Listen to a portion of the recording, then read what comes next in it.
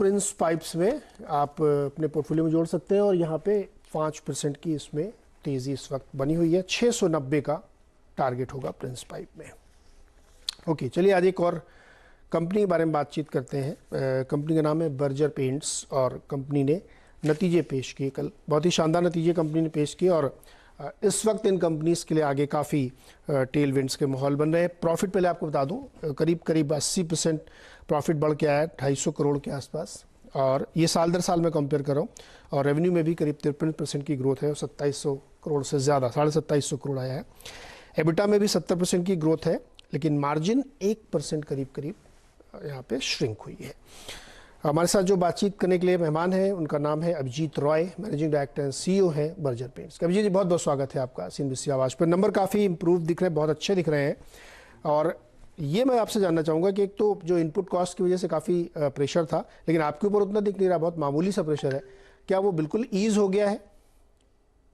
Input cost में pressure तो था। हमने प्राइस इंक्रीजेस जो लिया था उससे थोड़ा बहुत उससे सहूलियत हो गया कि जो करीबन हमने 21% का प्राइस इंक्रीज ले रखा है from last year till today. तो इसलिए जो इम्पैक्ट है ग्रॉस मार्जिन पे उतना नहीं दिख रहा है। इंडस्ट्रियल साइड में अभी भी थोड़ा से गैप्स है, और डेकोरेटिव साइड में सिचुएशन काफ़ी अच्छा रहा, इसलिए ग्रॉस मार्जिन का कॉन्ट्रैक्शन जो है आपको जो दिख रहा है वो कम दिखा।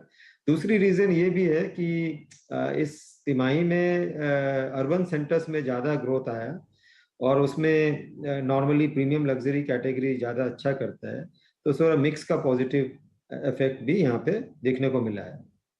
ओके, अभिजीत जी, जो ग्रॉस मार्जिन है आपकी लगातार कई क्वार्टर्स से नीचे आता जा रहा है। डिस्पाइट कि आपने प्राइस हाइक, आप बता रहे हैं कि 21% की हाइक आपने ली, फिर भी कंटिन्यूसली इसमें फॉल है। कोई खास रीजन? नहीं, कोई देखिए, ये पहले जो आप दिखा रहे हैं 43.7 जो है, that was an unusually high period because raw material price एकदम क्रैश कर गया था। हमारा नॉर्मल लेवल जो है वो रहता है 36% 37%, इसी बीच में रहता है, and we are hovering around that percentage only. जो रॉ मटेरियल का प्राइस इंक्रीज हुआ था वो पूरा तो हमने लिया नहीं था, इसलिए आपको थोड़ा से 19-20 का फर्क नजर आ रहा है, बट मोर और less it is stable at that level. आप जो कह रहे हैं इंडस्ट्रियल साइड में अभी भी थोड़ा सा स्लो डाउन, क्या पिकअप वहाँ पे हो नहीं रहा है, या जिस तरीके का प्रेशर इकोनॉमी बन रहा है वो ईज नहीं हो रहा है क्या? नहीं, वहाँ सेल्स ठीक है, वहाँ पे प्रॉफिट मार्जिन, बिकॉज वहाँ पे थोड़ा सा टाइम लगता है, नेगोशिएट करने पड़ता है लोगों से, और वो थोड़ा सा टाइम लैग के साथ आता है। इस क्वार्टर में वो इम्प्रूव हो जाएगा, लेकिन पिछला क्वार्टर में उसका इम्पैक्ट रह गया था, क्योंकि वो जब रॉ मटेरियल प्राइस इंक्रीज होता है तो डेकोरेटिव में तो हम प्राइस इंक्रीज करके पास ऑन कर सकते हैं। यहाँ पे आपको दूसरे जो बड़े कस्टमर है उनके साथ नेगोशिएट करके we have to arrive at a price point, तो इसलिए थोड़ा सा टाइम लगता है, एक लैग के साथ चलता है। अभिजीत, आप डेकोरेटिव में आप कह रहे हैं कि आपने हाइक भी ली, उसके बाद भी डिमांड इतनी रोबस्ट बनी हुई है। आगे हालांकि फेस्टिवल सीजन भी है, इस समय भी इन सब चीज़ों की डिमांड काफ़ी बढ़ती है।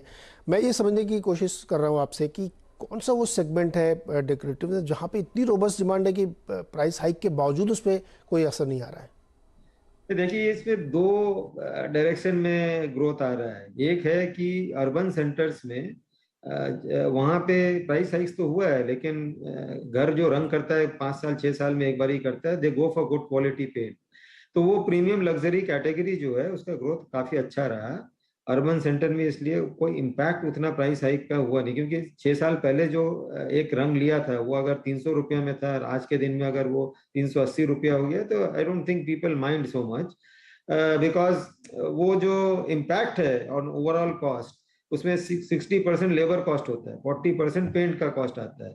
तो आप अगर हिसाब कीजिएगा तो उसका इम्पैक्ट 4-5% आता है, या 8% आ जाएगा, तो उसमें बहुत ज्यादा इम्पैक्ट कुछ नहीं आ रहा है on the overall paint cost. And लोग जो चाहते हैं वो अच्छे चीज से रंगाना चाहते हैं, क्योंकि फिर 5-6 साल उनको दोबारा पेंट नहीं करने का है। So this is the reason why उतना इम्पैक्ट अर्बन सेंटर्स में हमको नेगेटिव इम्पैक्ट देखने को नहीं मिला, आराम से चल रहा है।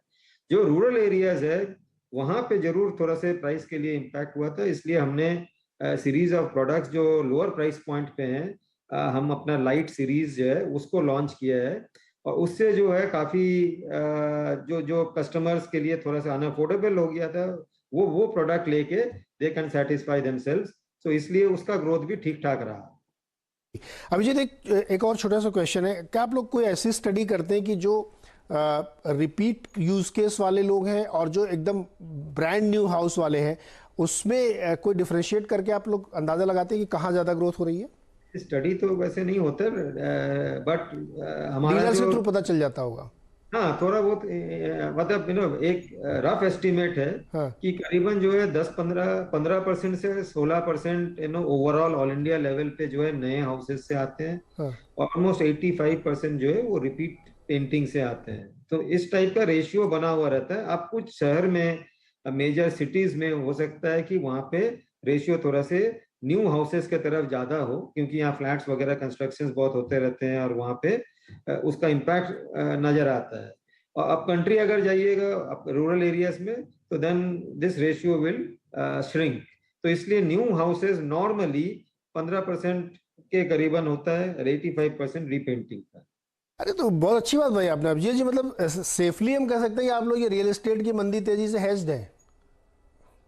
उतना हमें इतना इम्पैक्ट नहीं होता है। You are right. एग्जैक्टली, तो ये बड़ा नहीं, ये हम लोगों के लिए नई जानकारी है कि रियल एस्टेट में से बहुत ज़्यादा फर्क नहीं पड़ता पेंट कंपनीज को मकान बनना नहीं में, क्योंकि 15% ही उसका वेटेज है। जी बहुत बहुत शुक्रिया और बहुत बहुत शुभकामनाएं अगले क्वार्टर के लिए। फेस्टिव सीजन है, हम लोग देखेंगे कैसी बिक्री रहती है, कैसे डिमांड निकल के आती है।